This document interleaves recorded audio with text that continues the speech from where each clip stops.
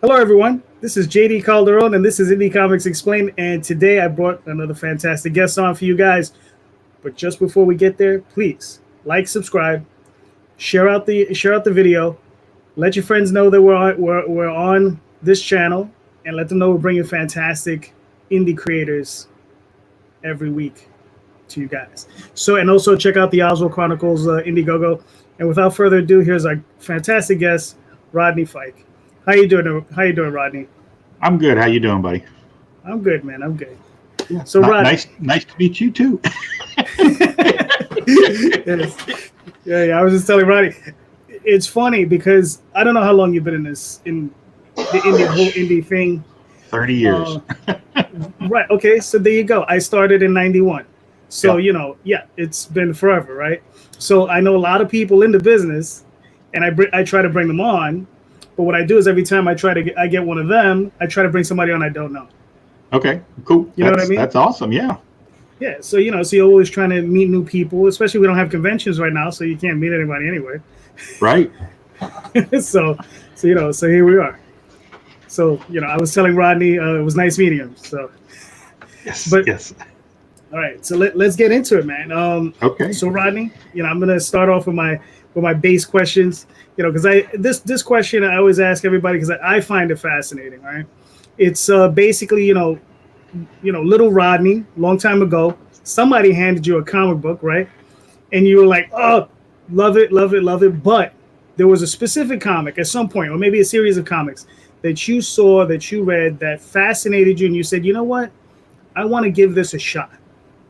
I want to do comics. Like, what was that comic for you? So the comic that made me wanted to do it for a living. Wow.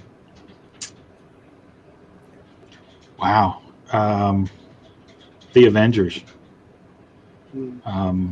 If I had to pick a specific issue, the first issue I remember picking up, because once I picked it up, I was hooked, was issue 170. 171. Avengers 171, I believe. And what was going on? What was going on in that issue? Oh my God. I'm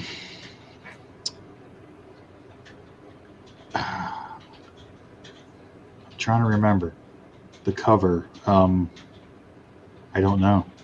I can't remember. It's I know it had the Black Widow and Thor in it. I want to say Hercules was in it as well. They were fighting the guy with the white hair and the big mustache. Oh, was that was it a John Byrne? It was a John Byrne. No, I think it was George Perez. Nefarious. Count Nefarious. No, that was. No, I know those issues. Those are some of my favorite issues. Oh, okay. I think this was George Perez. It's because he did a 10-issue run. And this was back before I knew who any of the artists were. Right. But those were the books that made me that, and the hop in the Wayback Machine and fast forward a couple years. John Byrne's Fantastic Four and then Alpha Flight was right for me at high school, and that's when we started developing our superhero comic book with me and a couple of friends of mine, and just the whole idea of, well, the X-Men too, the Uncanny X-Men, the whole idea of the Danger Room, and then here comes Alpha Flight, and they've got Beta Flight, the backup team, and all this and that and the other. That just had such a huge appeal to us, so we created our team, and then we had a Beta team and all these supervillains and stuff. So yeah, those were the books that anything John Byrne, Chris Claremont, George Perez, Neil Adams. Neil Adams was the one that really got me into comics. Remember when you asked, the first comic that I picked up was it was an old it was a Justice League of America book, and I don't remember what issue it was. I was 5 years old. And I remember picking it up and reading it. And I remember at some point flipping through a book and seeing Neil Adams' artwork and realizing at a very, very young age how much it stood out compared to the others. Right. So it's Neil Adams' fault, because that is what made me pick up a pencil and start drawing. So yeah, but yeah, as far as so it's a combination. It's not one single thing. The John Byrne, Claremont, Perez, Wolfman Perez Titans, all the work that Byrne was doing in the early 80s with late 70s with Marvel Team Up, Marvel 2-in-1, his first run on the Fantastic Four when Roger Stern was writing it, his run on Captain America. I was a huge Byrne fan, if you can't tell. But I also liked Conan. I loved Conan, Savage Sword of Conan. I liked the Teen Titans. I liked Batman, but just didn't seem to pick it up very often. But mainly a Marvel guy, and I like the old Tomb of Dracula, Marvel's Tomb of Dracula, and old EC stuff when I could find it. Yeah. Yeah, those are difficult to come across. Yeah, in the 80s. Nice. I mean, I don't know if did you ever get the reprints that they did? They did them like this big. No, I haven't got those. I see them all the time, and I look in my wallet and go, one day. No, not the hardbound books. There was like a magazine size, and it was saddle stitched. Yeah, and I got those probably when I was 12, 13 years old. They released 5 or 6 of them. You know what? You're right. I did have those, and they were part of a collection that I sold. Okay. Because it was old Weird. It was Bernie Wrightson Weirds, and or Eerie, I think it was. Eerie, right. Yeah. So yeah, they have come and gone through my collections over the years. Right. Yeah. So I mean, you told me that you have been in the business for a minute, so you've been around for a while. So talk to me about those early years. Like, what were you doing like really early on? Like, for myself, okay. I started a little comic book company, but what did you do? I did the same thing. We started a company called Imagine This Productions. We did a black and white superhero book called The Superior Seven. We came to New York. I might have that. I see the look of recognition in your eye. I might have that. It's a zoinks moment. I might have that book. Actually, you know what? Hang on a second. I got a couple issues right here. There's issue 5 and issue 4. Wait, there's 5. Let me see the other one. That's 5. And this the other direction. Yeah, I know. I hate 4. Yeah, 4. Maybe I might have. I think issue 1 and 2. Okay, I got issue 1 too. Hang on a second. Where's it at? Here he is. Issue 1 was magazine size, and the reason it was magazine size was because we didn't know what the hell we were doing. Right. And we made the artwork too big. It wasn't proportionately sized. Right. Yeah. Yeah. No, I don't. Unfortunately, I don't have it. I thought maybe. All right. Maybe it's something else. Okay. But yeah, it's a shame because that's something I would have definitely been in back then. Yeah, we did a couple of shows in New York, some of the Great Eastern conventions. Remember those? Yeah. I was probably at them. Yeah, we did. It was funny because we were there in '92 and in '90. '90 was kind of a recon mission. Right. And in '92, we tabled, and we were in between Monks and Linsner from Cry for Dawn, right. and Brian Polito and Stephen Hughes with Chaos Comics. Wow! So it was on either side of us, and we were in the middle. And was this in the Javits? No, it was was it the Penta? Okay. Yeah, it was. It wasn't the Javits. It was before then. Okay. I don't remember the hotel, but I want to say the Penta. Yeah, that sounds right. Okay, and we did very well in New York, and especially in Brooklyn. We sold, and several times during the show, we had people come up and see our banner and go, "Oh my God, Superior 7's here! I didn't know. I'm so glad. Do you guys have any books? We can't get the books; they're sold out, and the guy can't get any more." And blah blah blah blah. So we did really, really well there in New York, and we did really well. And we did a show in DC. And at the end of the show, the guy, one of the vendors, he came up to us and said, "Hey, I have a shop in Connecticut, and these books sell like hotcakes, and I can't get them anywhere." He bought everything we had at the end of the show. I mean, a box full of issues 1, 2, and 3. Issues 2 and 3. Because what funny story, on the way back from New York, because we're in Cincinnati, Ohio, so it was like a 16-hour drive. We get back, 2, 3 o'clock in the morning. We're all beat because we drove straight, and we just went up to the apartment and just all crashed. Well, we left all of our markers, and we had 2 boxes of issue 1 of Superior 7. Somebody busted out the back window of the car and stole all of it. So 2 boxes of issue 1 of Superior, which was the rest of our inventory, was gone. And we had to, I think we reordered more. But yeah, there was a long period where we didn't have any issue 1s. Right. That sucks. I keep telling people, and people sometimes don't believe it. I said, listen, the 90s was an incredible period for indie comics and to sell books. Yes. We were making incredible amounts of money. Yeah, we did stupid crazy. I tell my wife about it all the time. She, if you go to the blog, hasm.com, there's a section in there called Back in the Day. Right. And I go back and I talk about the 90s. And it's she always jumps on me because she's so tired of hearing about back in the 90s. But it was. I mean, it was a magical time because that's when the first wave of independent comics really blew up. Because you had the Turtles, which was a colossal hit, and then everybody was doing what they do now with Walking Dead. Everybody's looking around to see who's the next Walking Dead. They were doing that with the Turtles back then. Who's the next Turtles? Yep. And we had the Superior 7. We were doing very well.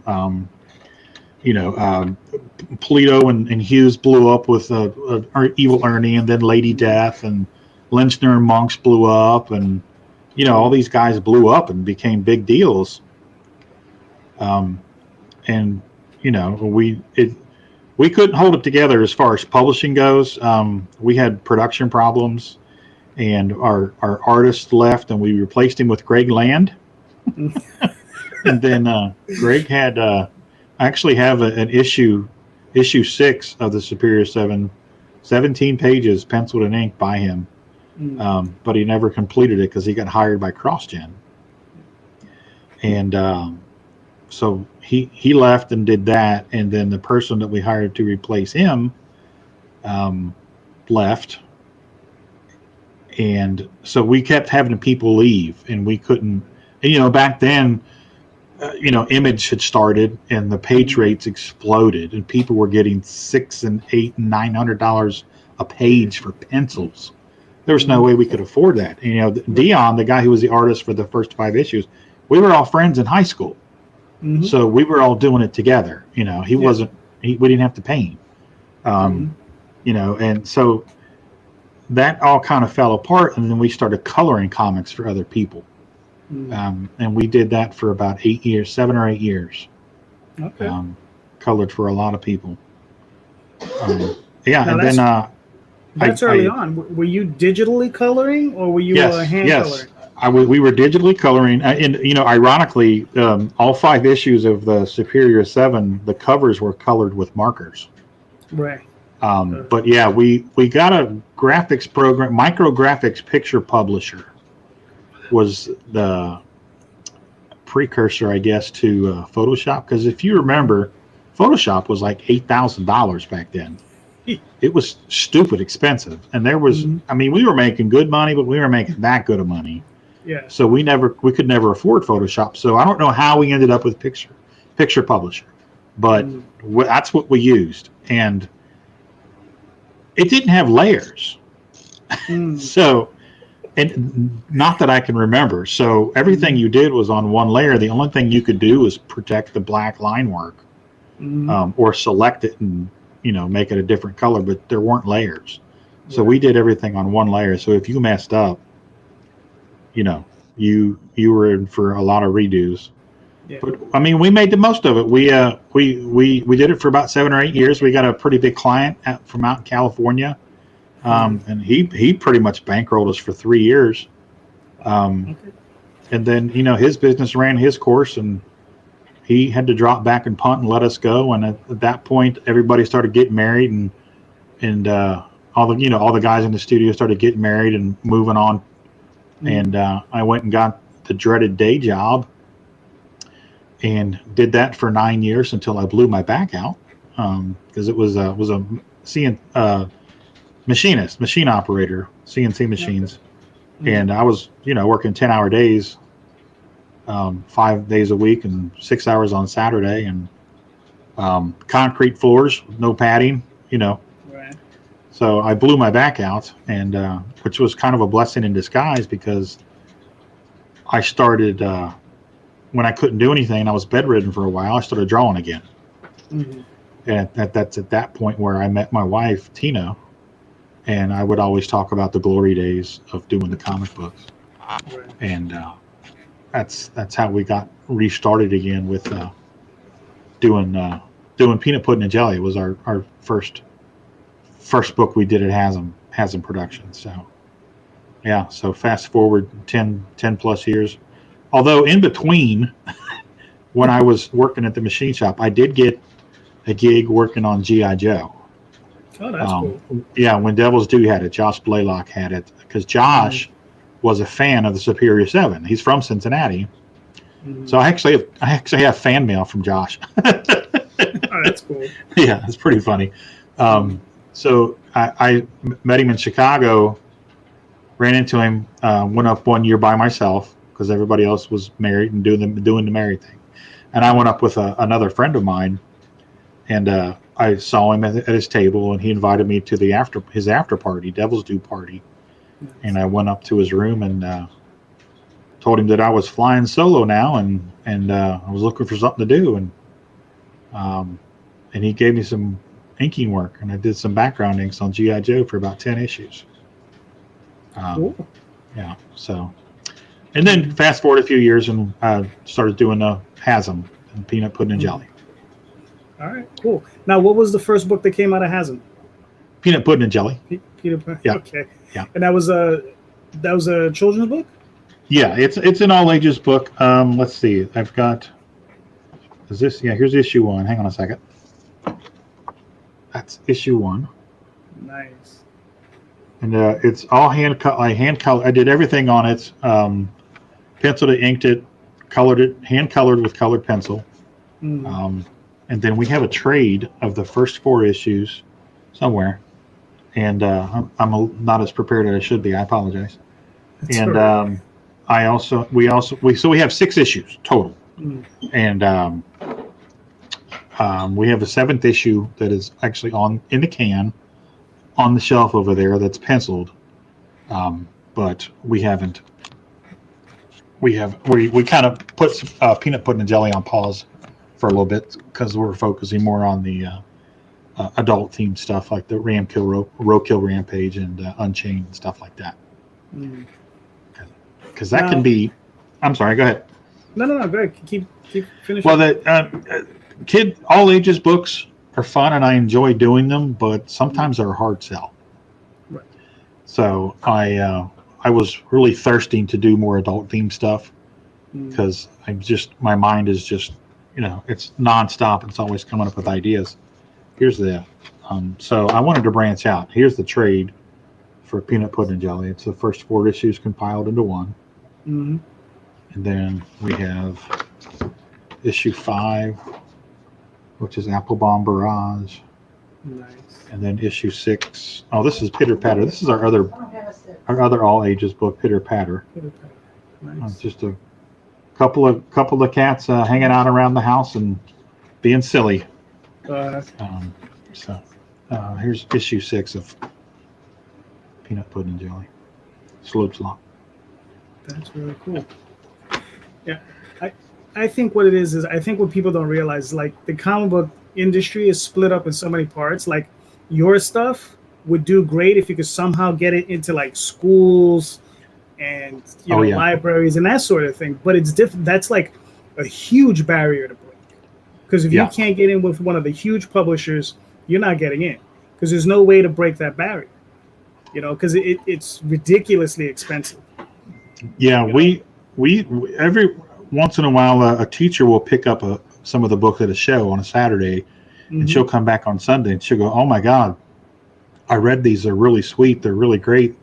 My kids would love these." Right. And we have that conversation about getting them into classrooms and stuff. But that's a huge mountain to climb. You're right. It's rough. You got Telege Meyer, right? She's selling millions of books, but Scholastic has that locked down. You just can't get in. It's terrible. And I mean, the direct market is fantastic, but unfortunately, it's not geared towards children. Right. Right. And we sat next to what's his name, baby. What was that guy's name in Detroit? Was in Scholastic. Not Jeff Smith. Jimmy. No. Amanda Rules. Jimmy County does Amanda Rules, and and he got into Scholastic, and we went to dinner with him and a couple of times, and he absolutely loves peanut pudding and jelly, and he actually wrote an excerpt for us for the trade, and he was telling us his struggle with getting it in, and how when he finally did, then he was dealing with the overseas printers and waiting for the books on the dock, because at that point there was a big workers' strike in India or whatever, so the books were printed but they sat on the docks for like 6-7 weeks, so he was telling us all about that, but yeah, once it got into Scholastic, it's really just changed his life. I could imagine, because like I said, it's a big hurdle. But, all right, so moving ahead. Right, so currently you're working on Roadkill Rampage. Yes. Right, and you have a Kickstarter running. So now how's that been treating you? It's actually going very well. We reached goal within 48 hours. Nice. Which, thanks everybody for that. That was amazing. So now we're on to our stretch goals, working on that. So that's just been a blast. It started with just an idea. It was supposed to be a single one-shot issue, and it's evolved into a 4-issue miniseries. And it's just the artwork is absolutely amazing. Eamon Hill is the artist on that, the local guy here that I met in an artist meetup here locally that we do every month. Nice. And we met, we knew each other for a while, and we really synced. We really got along really well. And Tina and I talked about, Tina's my wife, by the way. And she said, "What do you think about asking Eamon to do Roadkill Rampage?" And I said, "Well, let's give it a shot." So I asked him, and he said, "Well, tell me about it." And I told him about it, and he's like, "Yeah, absolutely, let's do it." So I was like, "Yes." That's cool. Yeah. Now, if this is a little bit too much, you let me know. Okay. But because back in the day when I was working with my guys, I know you had a guy you were working with. When I was working with my guys, we were partners. We were 50-50 partners. We were just like, look, this is how it's going to work. There's no page rate. Whatever we sell, you just get half of it. And it actually worked out. Yeah. Oh, so you're working with this guy now. Are you paying him a page rate, or are you just? Yes. Okay. Yes, we're paying him a page rate. And I did the same thing too back in the day. There were 4 of us, and everything went back into the business. Right. Yeah, and but yeah, now we're he's getting a page rate, and it's worked out very well. Oh, that's good. Yeah. So, knock on wood, everything's going swimmingly so far. I just cursed it. Now, what's the breakdown on that? Is he like penciling and inking it? Are you coloring it? He's doing all the artwork. He's doing all the artwork. I wrote it and I thumbnailed it out, and I give him the thumbnails, and I told him, Eamon, this is a guide. It's not a roadmap. So there are a few scenes that I want, a few panels specifically that I want exactly what I've got, and everything else is up to you. I gave him character designs, and I've given him character designs for the second issue, and there are a handful of characters in there that he has free reign to do with whatever he wants. Because he brings so much to the project because he's a phenomenal artist. He's a tattoo artist as well. And I know that, I mean, I'm an artist. I do what I do, but I'm also smart enough to realize that you get more accomplished if you have if you can assemble a team that's firing on all cylinders and everybody's doing their job and things just go quicker. You know, because before I was doing on Peanut Pudding and Jelly, I was doing everything, and also had a full-time job, and it really, well, a part-time full-time job. It really, you know, got in the way of production. So this way, I just have to write it and create it, and I know that it's not going to take, you know, a handful of years to get all these issues done, which is I'm really excited about, because I want to get more product out, you know, instead of just laboring over one book and one title. There's so much that I want to do story-wise that, you know, this is for me, because everybody says, well, you know, why aren't you drawing it? You're an artist. And I'm like, yeah, you're right, I am an artist. But I also realize that, you know, I want to get more product out there, you know. So let me put together a really good team, and I'm happy enough with that. You know, my ego is very small. I'm willing to share the, you know, the limelight and pass around the bowl of you know, praise and stuff to everybody, because it's a group effort. And you know, I mean, our letterer and graphic designer Dave Lentz has done a phenomenal job on that end of it. He's helped Tina with the Kickstarter, and you know, I can't imagine the book without Dave. You know, he's just brought so much life and passion into it. He's a very passionate letterer, you know, which people might think is weird, but you know, lettering's crucial in a book. Yes, and he's just done a phenomenal job, and we're very happy with him as well. No, that's so we got a fantastic. good team. You know, we got a good team right now, and you know, I look forward to you know, getting as much out of this as we can. Now, when you're actually creating your scripts, are you doing like a full, because I know you do a breakdown for them, but are you doing like a full, you know, camera angles, that sort of thing for them, or it's a little bit looser, like a Marvel style type of thing? No, it's I in another life I could have been a cinematographer or a movie director, because in my scripts it says worm's eye view, bird's eye view, you know, camera behind, you know, behind her head, looking down the road.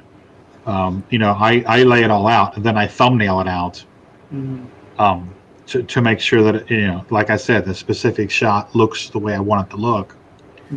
And I've had a couple of people tell me that the Roadkill Rampage feels like I made it with the intentions of it being produced as a movie. And my response is, well, yes and no, because when I see it in my head, I see it as a movie. It's very cinematic. That's just how I see it. I don't.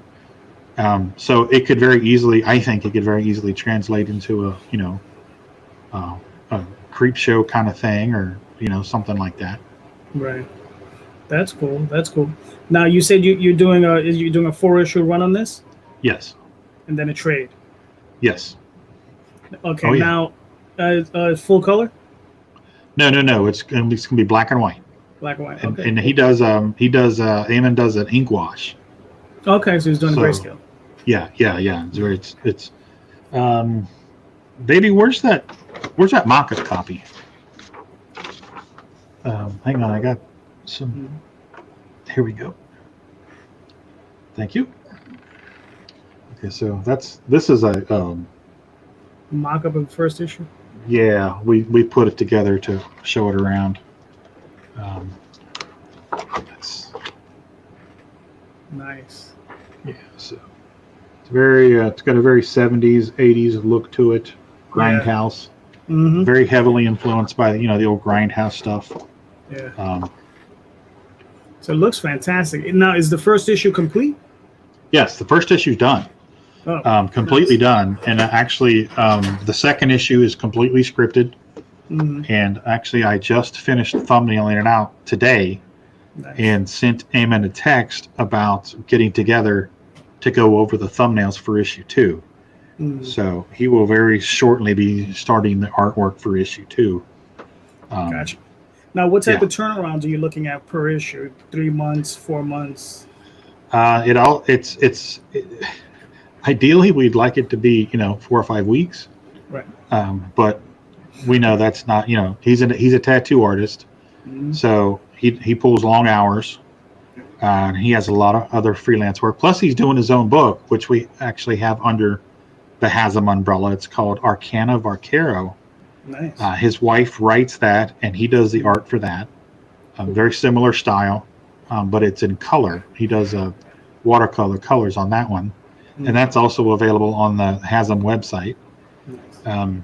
Yeah, I don't have a copy of that with me, but yes, I don't know. The timeline is probably sometime this winter, maybe, for issue 2.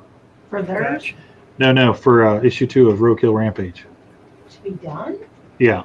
Oh, no, it's the next year. Yeah. Spring next year. Spring of next year. So Their book's supposed to be done before ours. this is the producer, Tina. Yeah, your production manager. Your production manager's letting you know. Yeah, my production manager. Gotcha. No, that's cool. We'll have to have one of those. So. Yeah, Oh yes. he won't have ours done until the first of the year. Yeah. Hi. That's Yeah, that's That's the cover of his first issue. Arcana Vaquero. Nice. Yeah. Beautiful book. Now, is that available on your website? Yes, it's available on the website. Cool. And actually, you can get it through the Kickstarter as well. We have a 3-pack on the Kickstarter where you can get issue 1 of Roadkill Rampage, issue 1 of Arcana Varcaro, and issue 1 of our other book, Unchained. Nice. So you can get all 3 of those. Mhm. That's one of the tier levels. And then for a few more bucks, you can get, I think for $5 more, you can get all those stickers and the postcards and stuff like that as well for $20. So you'll have all of the adult themed stuff from Hasm if you choose that tier on the Kickstarter. All right, sold. I'll take it. Yay! Yeah, it's funny. Like this channel, I call it Indie Comics Explained, but the other name I was wrestling with is the Comics Degenerate, because that's what I am. I was, it gets to a point where it's just like, yeah, I'll take it, sure, just bring it, just give it to me. Ain't nothing wrong with that. So, I feel you. I'm the same way. Yeah, I'm trying to stick to Indie Comics Explained, but cool. yeah. So, you got Unchained, and who's working on that one? As far as are you the writer on that one as well? Yeah, I'm the writer on that as well, and Brian McCraney is the artist on that, and we found him.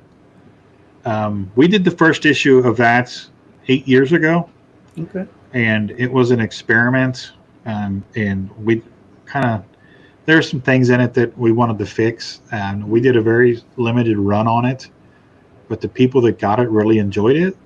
So when we were kind of relaunching everything with the whole COVID thing, we kind of dropped back and punted and kind of reformed and regrouped. We knuckled down and got the website up and running, which we had a website before, but it didn't have a store on it.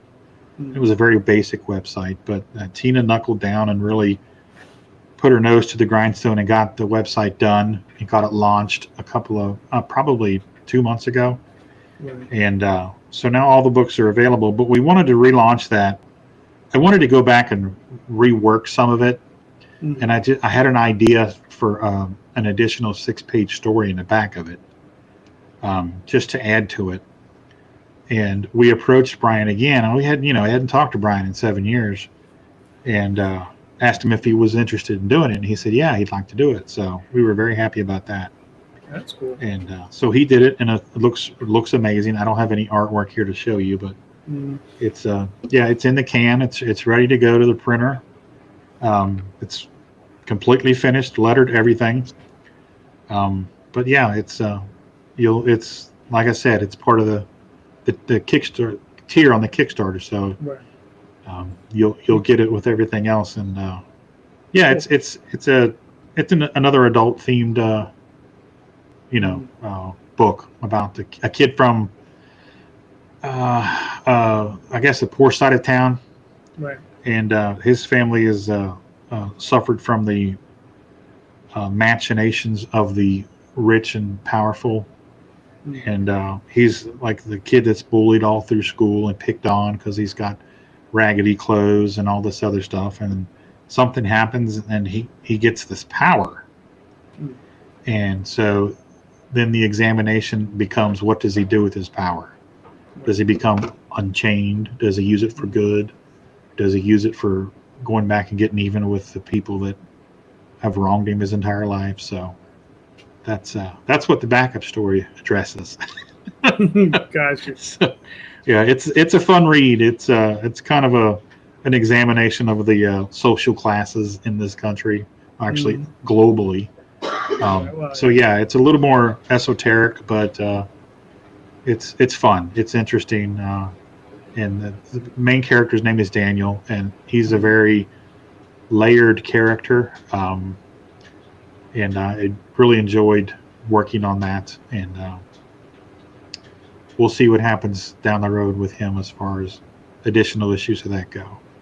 Now, when you write your scripts, right now, there are two types of writers, they say, right? There's a pantser and a plotter, right? So, Yes. I think you've heard the term, right? So, are you Yes. the guy that's sitting there with the little string and, you're doing like little post-it note maps for yourself? Or are you just sitting down and just like, I'm just going to, attack this thing and it ends up where it ends up? I would like to say that I'm a plotter, and I have been.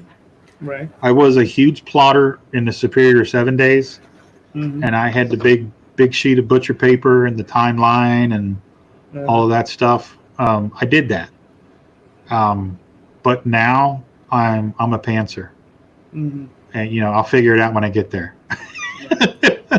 But I started off that way, but I'm slowly reverting to a plotter because now we're working with an editor. Right. Casey Pierce, who does editing for Source Point Press, and she's got some of her own books as well. And so we're working with her, and she's been just an absolute treat to work with. And I think she's made me stronger, pointing out things that you're not conscious of, because you're so close to what you're doing. You need that outside, somebody other than your mother or your wife telling you, do this. This is too wordy. It goes in one ear and right out the other. Right. But when the person's got the title editor in front of their name, suddenly those words hold weight. Right. So yeah, she's been really good as far as kind of straightening me out a little bit and getting me on the right path. Now I'm actually doing scripts, which I did that with the Superior 7, but it was all handwritten and wasn't as formal. Right. And now it is. There's breakdowns of individual pages and panels and who's speaking and all that stuff. So yeah, it's all for the best. And I got you. Are you paying your editor? Yes. Yeah. So you're paying somebody to beat you up. Yes. And I am willing to be flogged if it makes me a better writer. I was advised you should have at least an outside source to Yeah. beat you up just a little bit. Sometimes not even just a little bit. Sometimes a good ass kicking. Oh yeah. Yeah. Is You in can be order, raked right? over the coals. Oh yeah. And Yeah. we brought a buddy of ours. He works at a local comic shop, and I've known him for 30 years. And I brought him, man. He came over and came down to the studio, and we sat around the table, and he looked at it. And I said, okay, read this. I'm going to leave you go. Read it. I'm going to turn around here, and I'm going to work at the computer. And when you're done, let me know, and I'll turn around and we'll talk about it. And he read it. He read it through twice, and he pulled up his phone, and he was looking stuff up and this and that and the other. And then I turned around and talked to him, and he said, I like it, but there's no establishing shot. I was like, and that's one of those examples of being so close to it that you don't see it. And I've been doing comics for, and I've been reading comics since I was 5. I know what the hell an establishing shot is, but it was just, so I called Eamon up and I was like, buddy, we need you to do something for us real quick. So yeah, it's, you need that outside voice. You didn't want to do like an old, 90s style, image trick where you just see the group and then just write Moscow, in the little word box over them. You don't want to do that? Yeah, not for this one. Not for this one. Gotcha. Yeah, I have a lot of bones to pick with early image, but it would always make me laugh. So what is this? Oh yeah. All right. So all right, that's cool. Now, all right. So now the Kickstarter, how much longer do you have for it? We're it launched on Tuesday. Oh, okay. So you got a little time. Oh yeah, we've got a few weeks left, 3 weeks left. Okay. And we're almost at 1,400. Mm-hmm. We were only asking for 1,000, so we hit that within 48 hours. Nice. So now we're just onto the stretch goals and trying to make that happen step by step. It's going pretty good. We're pretty happy. Okay. No, that's good. That's good. All right, cool. Now we've been at this for a little bit. We're coming close to the end, but we're not there yet. So we got a little bit more to go because I got a few more questions. We're good. All right. So, but before we get on to that, though, please let everybody know where they can find you, your work, and where they can buy your stuff and about it with the Kickstarter. Okay. I am Rodney Fyke, and I do books, Peanut Pudding and Jelly, Pitter Patter, Roadkill Rampage, and Unchained. All of the books you can find you can find the books on Hazm.com. That's HAZZUM.com. And Unchained and Roadkill Rampage are not available yet. But the Kickstarter, which is active right now, you can go there and there's a tier where you can get those 2 books as well as Arcana of Arcaro, which is another book that we've brought in under our umbrella. You can get all 3 of those books at the Kickstarter. So yeah, you can go to Hazm.com and see all the books and find out about all of us. Read up on all the books, all the titles. There's artwork on all the titles and synopsises, breakdowns of all the creators. And then I have the art of Rodney Fyke on Facebook, and I am also on Instagram at Rodney_Fyke on Instagram. And we do a Thursday night throwdown show like this here, where myself and a friend of mine, Sean Forney, we just get together, and he lives in Columbus and I live in Cincinnati, and we get together on Thursday nights. It's called Thursday Night Throwdown, and we work on commissions or whatever we're working on. And then Friday night, the next night, on his channel, we do Friday Night Draw, which is essentially the same thing. So we do it back to back. And you can come and watch us do that. We're usually on about 2.5 hours a night. And so Rodney Fyke, The Art of Rodney Fyke on Facebook, Hazm.com, Rodney_Fyke on Instagram, and Friday night or Thursday Night Throwdown on where would you find that? On Facebook. So on the Hazm website. Hazm has Hasm has a Facebook page as well. Hasm Productions, yes. Cool. So now, it runs on there. cool. Now I'll put those links in the show notes. Now I got one more question before I get onto this other question. Okay. Hasm, the name of your company. Yes. What's the story with that name? Because I have no, because it sounds interesting, but I don't know what it means. But Okay. I'm pretty sure there's a story. There is definitely a story, and it has to do with peanut pudding and jelly. My older brother is mentally disabled, so he calls me Wani because he has trouble with his R's, and he has his isms. You know, everybody has their isms, and one of his isms is always, "Don't have a hasm." You know, and it was just something that he's always said.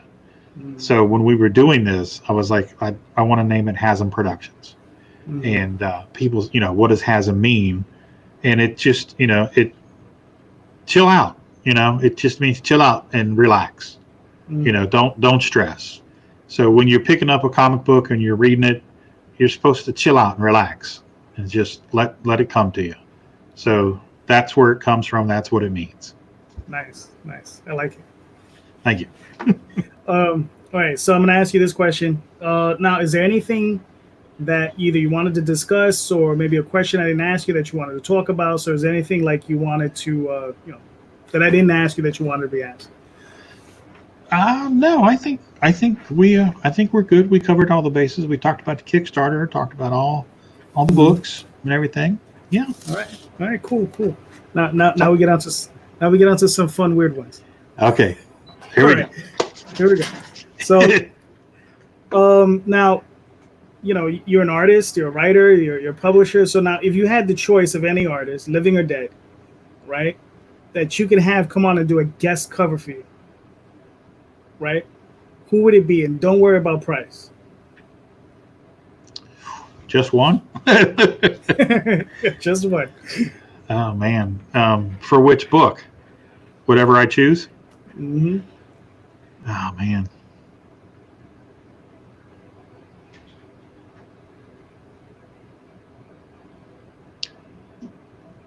Here we go. I would like, for Roadkill Rampage, I would like to Bernie Wrightson to do a cover. Yeah, I mean he's not with us anymore, but that would be phenomenal. And then for peanut pudding and jelly, I'm going to say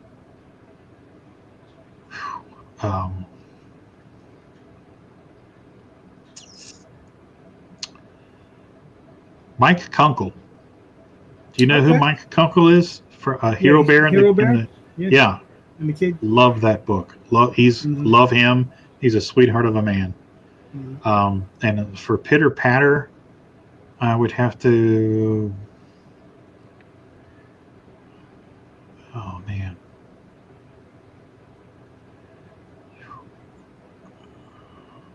Francisco Herrera.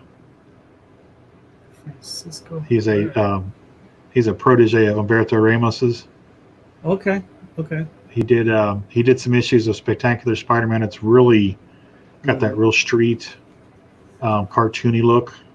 He works for Disney now, so he doesn't do much in the comics field anymore. But he's phenomenal. Think of Humberto Ramos on acid. He's just he's all over the place. And he learned under Humberto, but he is, oh my God! And I love Humberto. He's an amazing, sweet man. I've had several conversations with him. I own several pieces of his artwork, but Francisco Herrera is just, he's like Chuck Jones and you know, all the Fritz Freeling and you know, all the best animators rolled into one. He's just phenomenal, and his artwork is just absolutely beautiful. So yeah, I'd have to go with that. Cool, nice. All right, now, if you got the golden ticket, and they called you up to the big companies, and they said, Rodney, take your pick. Who or what books would you, or what book would you write? And it doesn't matter, DC, Marvel, Image, you know, take your pick, you know, 2000 AD, you know, what would you write? And who would you get to illustrate it for you?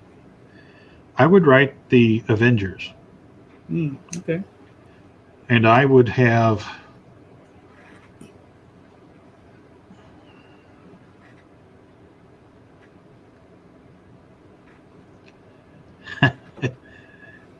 Oh man, you know what? Since I would hire John Byrne to do it.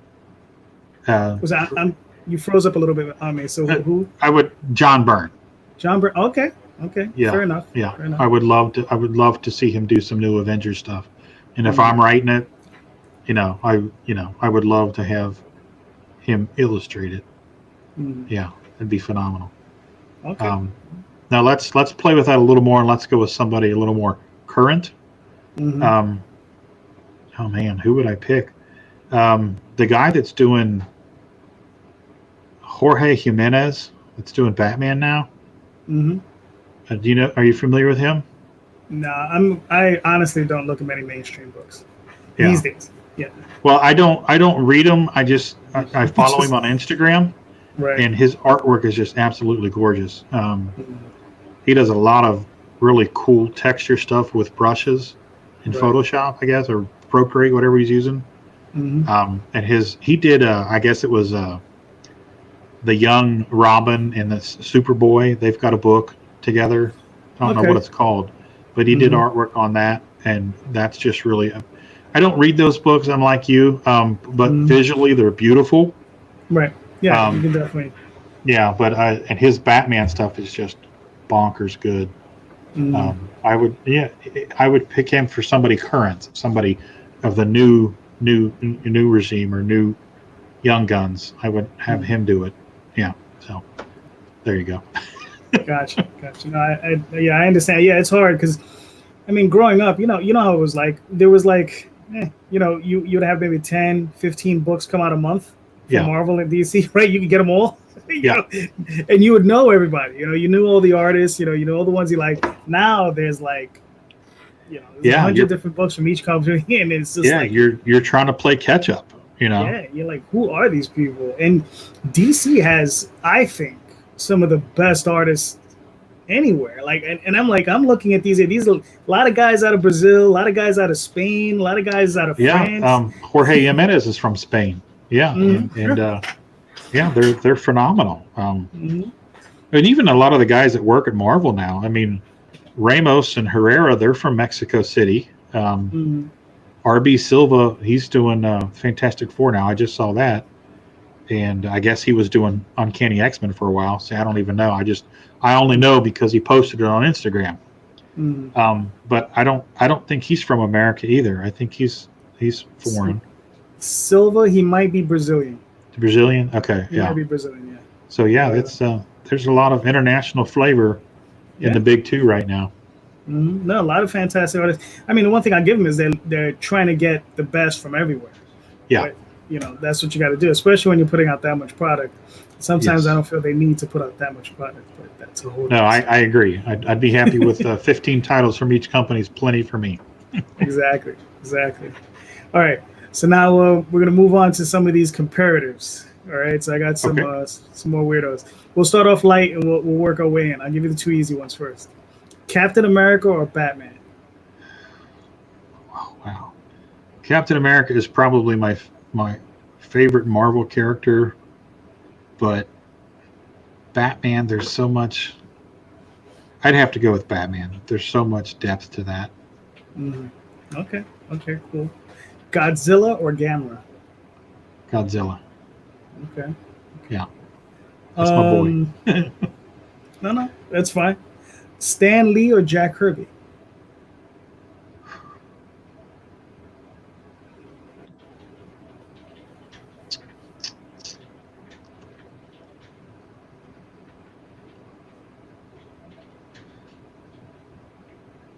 I'd have to go with Stan because, and I kind of lived that, creating and having other people do artwork. But I would have to go with Stan because Stan did. I mean, they came out of his head, and I mean, we could talk about that for the next 6 hours. Yes. But I don't believe when you boil away all the fat, you need Stan Lee. Jack could have had a career on his own, but so I'll just say Stan so we can get on to the next question.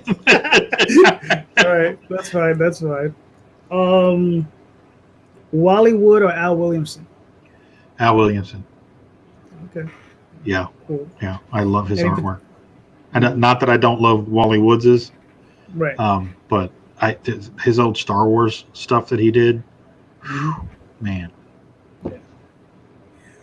Lord of the Rings or Star Wars? Star Wars. Hands down. Cool. Hellboy or Swan? Hellboy. Okay. Yeah. I quick story. If you got time. No, of course. I was at the Mid Ohio Con in Columbus, Ohio, 94, maybe 93, 94. And this was when it was one of those smaller shows that was just comic centric. And Mike was there. He was there every year. And I sat there and I walked up to him and I said, "Hey, Mike, how you doing?" Back then you could walk up to him and stand there and talk to him for a half hour.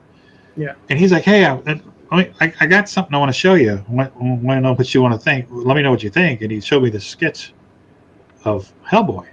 And I said, he gave me a quick synopsis, and I said, "Oh, that's really cool. I like the premise." I said, "What's the deal with the goggles?"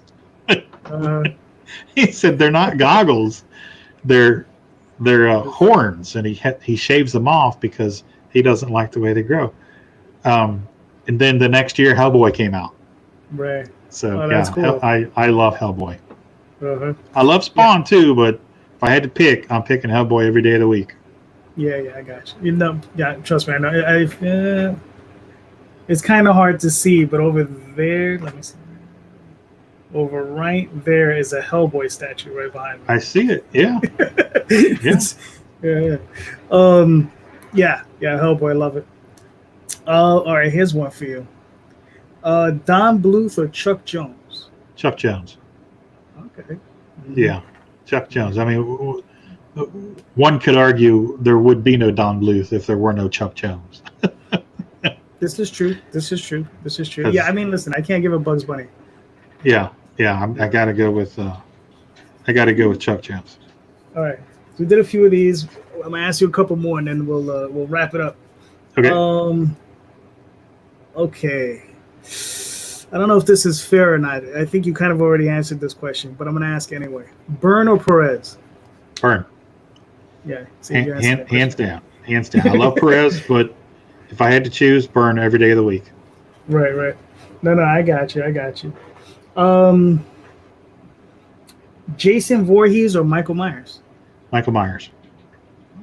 That's my dude. Growing up, going and seeing that movie scared the absolute hell out of me as a child.